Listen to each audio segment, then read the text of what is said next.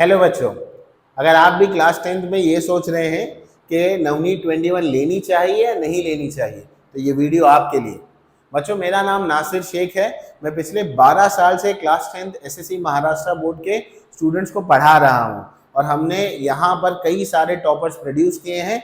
इस चैनल पर आपको कई सारी टिप्स और ट्रिक्स मिल जाएंगी जो आप पिछले वीडियोज़ में जाकर देख सकते हैं। तो आइए आज के सवाल को आंसर करते हैं, क्या हमें नवनीत 21 लेनी चाहिए या नहीं लेनी चाहिए। देखो, नवनीत 21 लेने के लिए ना दो तरह के स्टूडेंट्स हैं हमारे पास।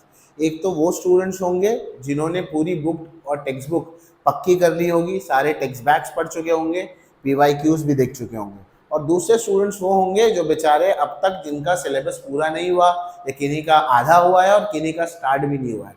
तो नवनीत 21 को मैं इन दोनों ग्रुप्स में बांटता हूं और मैं पहले उस ग्रुप की बात करता हूं जिसका सिलेबस होने वाला है या हो चुका है। अगर आप उन बच्चों में से है जिसका ऑलमोस्ट सिलेबस हो चुका है, तो नवनीत 21 आपके लिए बहुत ही स्ट्रॉन्ग सपोर्ट साबित होगा। क्यों, बताता हूँ। नवनीत 21 जो बुक का पैटर्न है उसमें इस तरह से है कि सारे नोट्स को एक कंसाइज फॉर्म में दिया गया है। कंसाइज फॉर्म का मतलब क्या?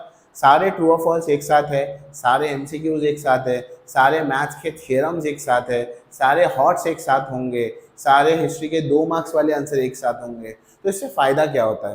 तो इससे फ़ायदा बच्चों ये होता है कि आपने जो भी पढ़ा है उसका रिविजन करने आपको बहुत अच्छा होता है।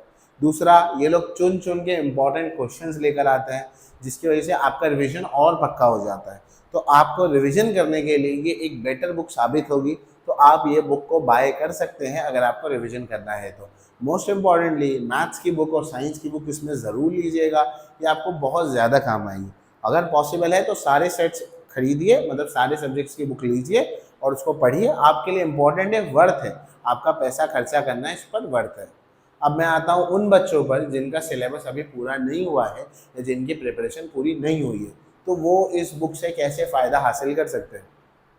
देखो, जिनका सिलेबस पूरा नहीं हुआ है तो वो दो तरीके से अब पढ़ाई कर रहे होंगे। उनका पहला स्टेप होगा वो सैम्पल पेपर्स पढ़ रहे होंगे और दूसरे स्टेप पर आप नवनीत 21 को यूज़ कर सकते हैं। कैसे?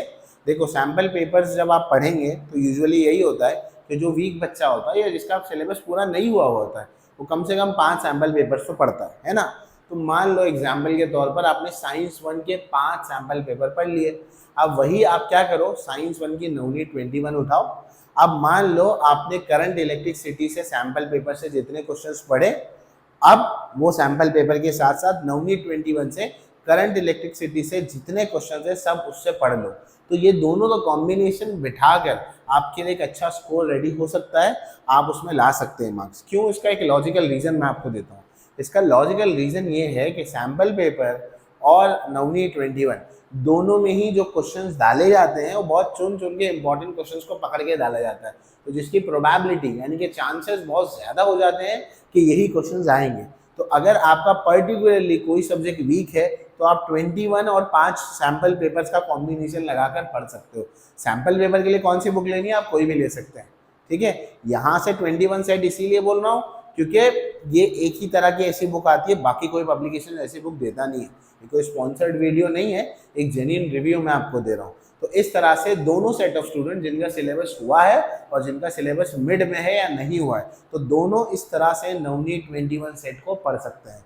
आई होप सो आपको सारे आपके कंसर्न इसमें एड्रेस हुए होंगे, समझ आए होंगे। अगर कोई कंसर्न बाकी या डाउट है तो कमेंट सेक्शन में मेंशन कर सकते हैं। इसके अलावा नेक्स्ट टॉपिक पर कौन सा वीडियो बनाना है आप ज़रूर बताएं। Till then keep working hard, all the best.